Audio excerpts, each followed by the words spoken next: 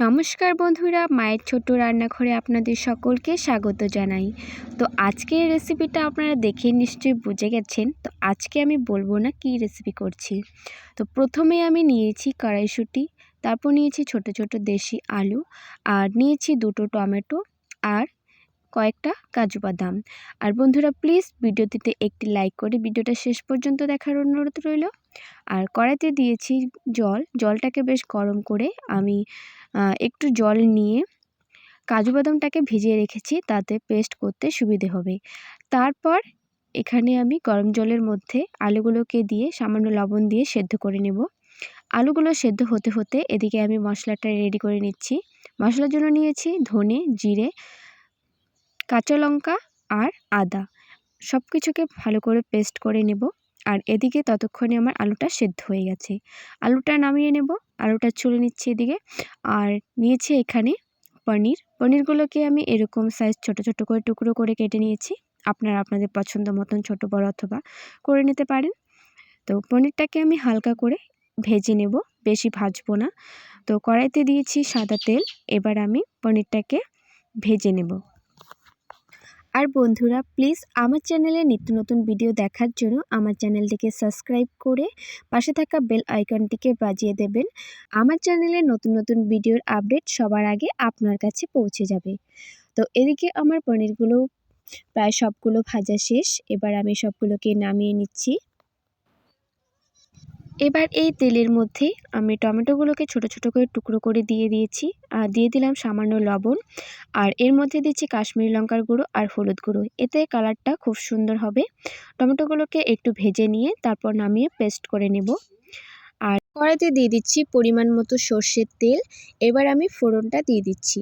ফোড়নে দিয়ে দিচ্ছি শুকনো লঙ্কা আর তেজপাতা, গোটা জিরে, দারচিনি, এলাচ, লবঙ্গ, ধনে জিরে বাটা, কাঁচা লঙ্কা বাটা, সামান্য আদা বাটা, আর দিয়ে দিচ্ছি পরিমাণ মতো লবণ। আর দিয়ে দিচ্ছি কাশ্মীরি লঙ্কার গুঁড়ো, সামান্য শুকনো লঙ্কার গুঁড়ো, আর দিয়ে দিচ্ছি পরিমাণ মতো হলুদ। এবার এর মধ্যে দিয়ে দিচ্ছি টমেটো পেস্টটা দিয়ে বেশ ভালো করে মশলাটাকে কষিয়ে নিচ্ছি।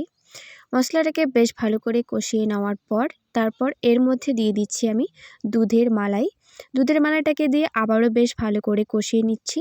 মশলাটাকে ভালো করে কষিয়ে নেওয়ার পর এর মধ্যে কড়াইশুঁটি আর সেদ্ধ করে রাখা আলুগুলো দিয়ে দিচ্ছি। আলুটা আপনারা পছন্দ না হলে নাও দিতে পারেন, তবে এখানে আমি আলু কড়াইশুঁটি দিয়েই করছি। তো আবারও বেশ ভালো করে মশলাটাকে কষিয়ে নেওয়ার পর এর মধ্যে আমি দিয়ে দিচ্ছি কাজু বাদাম পেস্ট,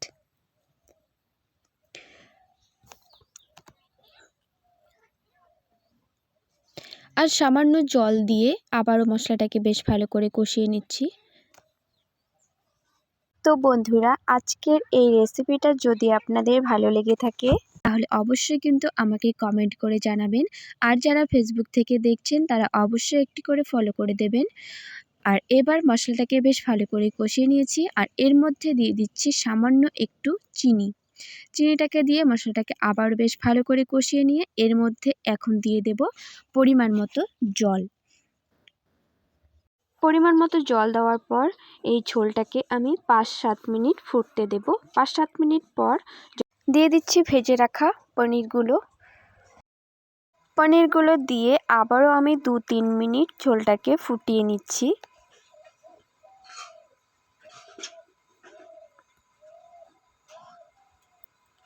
এবার এই পর্যায়ে আমি নামিয়ে নেব। নামিয়ে নিলে এই গ্রেভিটা আরও থেমে যাবে। তো বন্ধুরা মটর পনির মশলা রেডি হয়ে গেছে। এবার আমি একটা সার্ভিং বলে সার্ভ করে নিয়েছি। তো রেসিপিটা কেমন লেগেছে অবশ্যই কমেন্ট করে জানাবেন। আর অবশ্যই আপনাদের বন্ধুবান্ধব আত্মীয় স্বজনের সাথে একটি হলেও শেয়ার করবেন। আর ভিডিওটা শেষ পর্যন্ত দেখার জন্য অসংখ্য ধন্যবাদ।